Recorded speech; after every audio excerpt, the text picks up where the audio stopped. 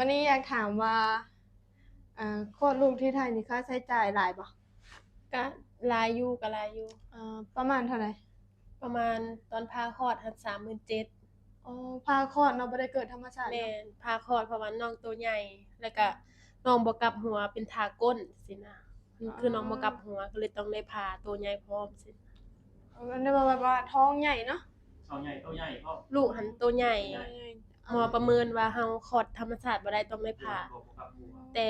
คนปกติคนต้องแต่ตอนคลอดแรกๆว่าสิคลอดธรรมชาติที่นี่ตอนได้ประมาณ8เดือนหมอบอกว่าคลอดธรรมชาติบ่ได้เพราะว่าลูกบ่กลับหัวแล้วก็ลูกโตใหญ่พร้อมต้องได้ผ่าประมาณจักโลที่ตอนออกมาแรก3โลๆโอ้พี่น้องเกือบ4โล3โล8อีก2กรัม4กิโลอีกขีดครึ่งนะ4โลอ่ะโอ้ตัวใหญ่แฮงเนาะ4-5เราสิเฮามีน้องครั้งต่อไปผ่าคลอดที่เราผ่าได้แล้วตอนผ่าคลอดนี่พยาบาลเพิ่นใจดีบ่เพิ่นใจดีเพิ่นให้กำลังใจตลอดเพิ่นว่าบ่ต้องย้านเพิ่นบอกว่าไม่ต้องกลัวนะเพิ่นมาบอกมันเพิ่นมาเบิ่งเฮาตลอดเด้หมอไทยดีเนาะเพิ่นให้กำลังใจตั้งแต่ใกล้ก่อนสิคลอดพี่นะตั้งแต่ฮู้ว่าสิผ่าพี่นะเพิ่นสิบอกว่าคุณแม่ไม่ต้องกังวลนะเพิ่นสิอันนี้คือยาวิเศษของหมอไทยนะยาเพิ่นก็ดีอยู่แล้วแต่เพิ่นมีคำเว้าพิเศษที่มอบให้เฮาแบบให้เฮาแบบมั่นใจในตัวเองอ่ะให้เฮามีกำลังใจเนาะแม่เนาะมียาวิเศษอีกอยากให้เฮามั่นใจในตัวเพิ่นแบบอยากให้เฮาสบายใจเนาะโอ้สุขลังนี่แต่คือว่าเพิ่นมีคำเว้าพิเศษของเพิ่นนี่นะคือวันนี้เนี่ยเพิ่นเรียนมาเนาะบ่แม่นว่าสิการรักษานี่เพิ่นเรียนเรื่องการรักษาแต่ว่าเพิ่นเรียนวิธีเว้าให้กำลังใจคนเจ็บคนป่วยหรือว่าให้กำลังใจญาตินะนี่แหละคือว่าเก่งทุกอย่างจรรยาบรรณของหมอเนาะจรรยาบรรณของหมอคือเก่งทุกอย่างคือเพิ่นห้องเฮาคุณพ่อคุณแม่อันนี้คือต้องมันเป็นหน้าที่ของเพิ่นอยู่แล้วเนาะแน่นอนหน้าที่ของเพิ่นอยู่แล้วเพราะว่าเพิ่นเป็นหมอหรือว่าพยาบาลเนาะเป็นหน้าเนาะที่ของเพิ่นพ่อแม่นะเป็นหน้าที่ของเพิ่นแต่ว่าเพิ่นเพิ่มความเอาใจใส่เข้ามาอีกแม่นเอาใจใส่ดีเนาะคือผู้สาวคือกันเนาะทำสู้กับผู้สาวนี่ผู้สาวงามอยู่แล้วแต่เพิ่มเสน่ห์ให้ตัวเองอีกเพิ่มเสน่ห์ให้ตัวเองอีกนะนี่แหละคือหมอไทยแบบนี้แหละคือเพิ่มจรรยาบรรณคือกัน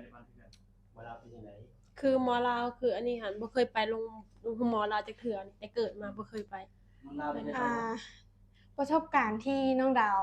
ไปห้องหมออยู่ประเทศลาวเนาะสิมาเว้าคือแบบว่าบางคนเป็นบางคนก็บริการดีบางคนก็แบบว่าหน้าบึ้งใส่เฮาแบบบ่อยากรักษาเฮาแบบนี้อะคือแบบต้องเว้าได้บ่เนี่ยต้องมีซ่อมบ่ดีไหมแม่นต้องมีซองให้เพิ่นจึงสิดูแลเฮาถ้าบ่มีซองก็คือแบบว่ามาเลยแม่นมีแต่ว่าฮอดเวลาใช้ยาก็คือมาใช้ยาให้แล้วก็ไปบ่ได้เว้าหยังมันมีกำลังใจดีแม่นบ่มีเลยด้วยความที่แบบว่าเฮาเป็นไข้เลือดออกเนาะเป็นไข้เลือดออกแล้วบัดนี้มันออกตามผิวหนังเนาะตอนนั้นน้องดาวเป็นไข้เลือดออกตามผิวหนังตามแก้วตามโตนี่มันออกก็มันก็ถือว่าแห้งสุดๆเลยเนาะเกือบได้ว่าเกือบตุยอ่ะแม่นเกือบเอาชีวิตบ่รอดเลยน้องดาวว้าวแล้วเพิ่นก็บ่ได้ใส่ใจบ่ได้หยังเลยล่ะอยู่ประเทศลาวต้องมีซองให้เพิ่นจึงสิเบิ่งเฮาอันนี้เท่าที่ว่าตอนนั้นพอผ่าตัดก็คือกันแบบว่าต้องเพิ่นดูแลดีเพราะว่าเฮายื่นซองให้ตลอดใส่ซองเพิ่นตลอดเพิ่นก็มาเบิ่งตลอดเด้คันว่าเฮาใส่ซองแม่นแม่นคือตอนนี้พอผ่าตัดก็คือกัน2พี่น้องนี่โอนเงินให้พ่อหัน 30,000 คือแบบว่าเอื้อยมาเว้าสู่ฟังว่าต้องยืนใส่ซองเขาตลอดเขาจะมาเบิ่งดูแลดีคือว่าต้องเข้าใจนะรับเสียไปนี่ยืนในซองบ่คือแบบว่าข่อยหันอยู่ไทยแต่ว่าโอนเงินเมื่อบ้านสินะตอนอยู่บ่มีอยู่ไทยบ่ได้ใส่ซองเนาะบ่เพิ่นบ่ฮู้ซ้ำว่าใส่ซองคืออีหยังเพิ่นบ่ฮู้นี่คือว่าเพิ่นสิเขียนอยู่ในเคาน์เตอร์เพิ่นน่ะห้ามโอนเงินเข้าบัญชีพนักงานส่วนตัวพนักงานคือแบบคือเอาง่ายคือรับแต่มันแตกต่างกันเพิ่นแน่นอนคือเพิ่นเขียนป้ายไว้เลยอ่ะทางโรงพยาบาลไม่มีนโยบายให้โอนเงินเข้าบัญชีส่วนตัวพนักงานเพิ่นเขียนบอกไว้เลยมันมีกฎของมันเลยเนาะแม่คือของจ่ายยาต่างหากเลยกับของมันจ่ายเงินต่างหากนะมันแยกกันนะแบบเฮ เฮายังให้ส่วนตัวแบบนี้กับบ่ได้บ่หรือว่าแนวใด บ่ได้ โอ้ คือแบบคือผิดกฎหมายอ่ะ อ๋อผิดกฎหมายไทยเนาะ ผิดกฎหมายประเทศไทยผิดกฎหมายได้ผิดทางคนให้ผิดทางคนรับ บ้านเฮาได้เพิ่นแห่งหลายแห่งนี้บ่ บ้านเฮาก็คือว่าก็คือประเพณีนะ เป็นประเพณี แต่ว่าบ่อยู่ในกฎหมายนะคือว่าถ้าเป็นประเพณี บ่แม่นเกี่ยวกับ บ่แม่นเกี่ยวกับกฎหมายกฎหมายคือบ่เขาบ่ได้ให้อยู่แล้ว ก็คืออยู่บ้านเฮานี่ถ้าบ่ใช้ช่องให้เพิ่นนี่คือแบบบ่เลียวแลบ่หันมานะ โอ้ แต่ถ้าแม่น ความเสียใจลดลง แม่นบ่มีความใส่ใจเด้ออันนี้เว้าจากประสบการณ์ที่น้องเจอมาเนาะอ่าตอนนั้นน่ะแบบคือแบบใช้สายใช้เข็มใช้หยังแบบนี้นะใส่มาทั้งสองเบื้องแล้วบัดนี้ข้างนี้เส้นแตกตอนแรกเราถามว่าเจ็บบ่เขาตอบว่าเจ็บแล้วคือบ่เราว่าน้ำเฮาเลยได้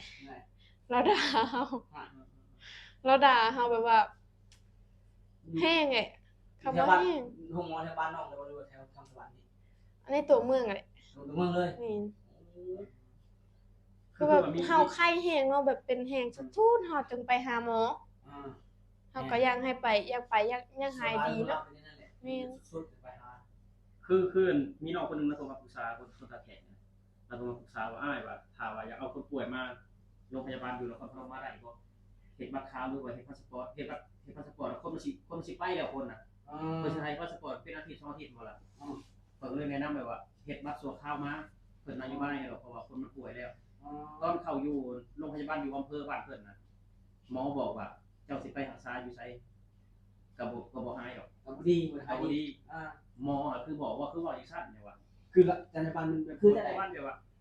คือห้องหมออำเภอไม่ใช่โชว์หมอจังหวัดแต่ยังไงแม่นหรอวะ แม่น คือว่าเขาอยากไปก็คือให้เขาไปอ่ะคือแบบให้กำลังใจเขาดีๆไปรักษาลงเพิ่งแบบ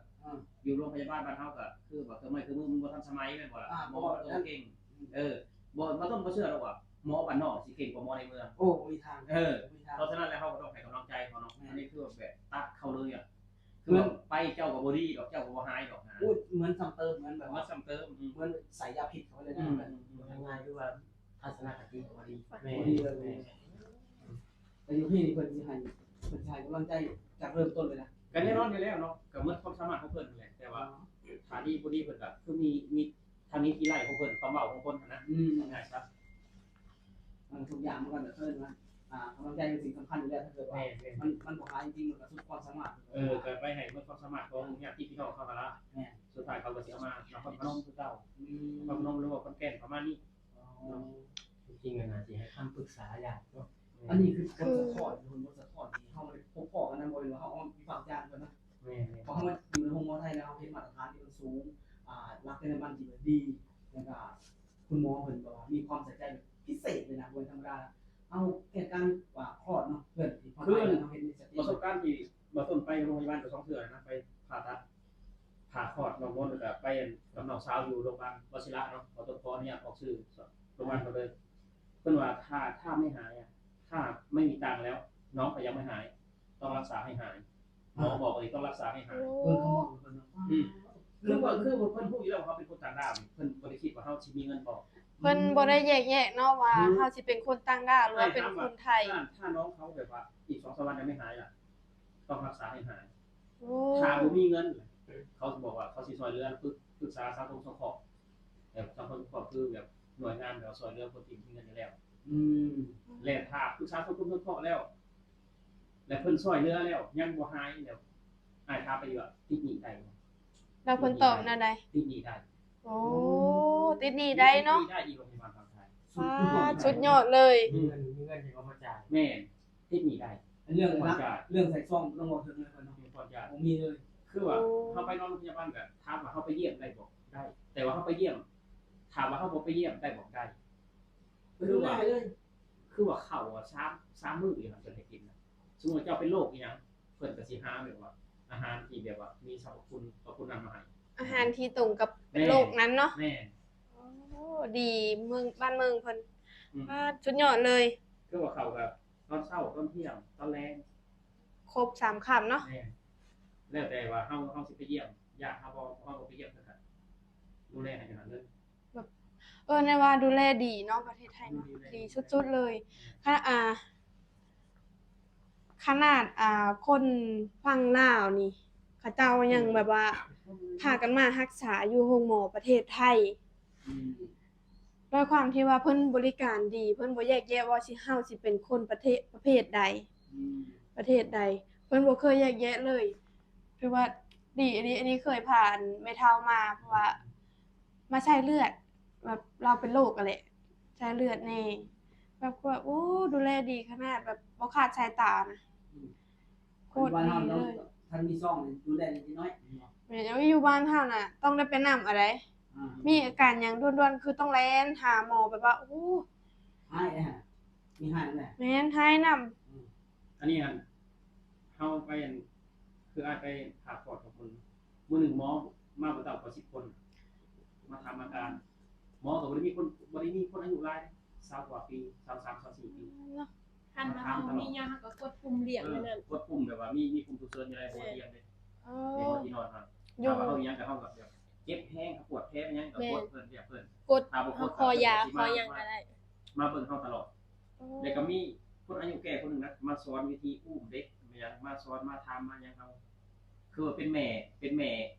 ผู้ที่สอนมาอยู่หั่นเอาง่ายๆซะมาสอนเรื่องอุ้มเด็ก แล้วก็เรื่องแบบว่าเข้าเต้าจังซี่ อ๋ นะ อเรื่องที่แบบว่าดูแลเนาะดูแลเด็กน้อยอาบน้ำหรือว่าส่งนมหรือว่าแบบนี้เนาะ เรื่องอาบน้ำหันเพิ่นตเพราะว่าข่อยหันเจ็บแผลเพิ่นสิสอนพ่อเพิ่นให้อาบน้ำ โอ้ แต่ว่า สอนเขาเนาะ แม่นแต่ว่าคุณหมอนั่นที่ว่ามาสอนอาบน้ำนั้นยังเพิ่นสิสอนข่อยแบบเรื่องเข้าเต้าให้ลูกเข้าเต้าดูดนมเพราะว่าผ่าคลอดน้ำนมมันสิมาช้าสิได้คือคลอดธรรมชาติ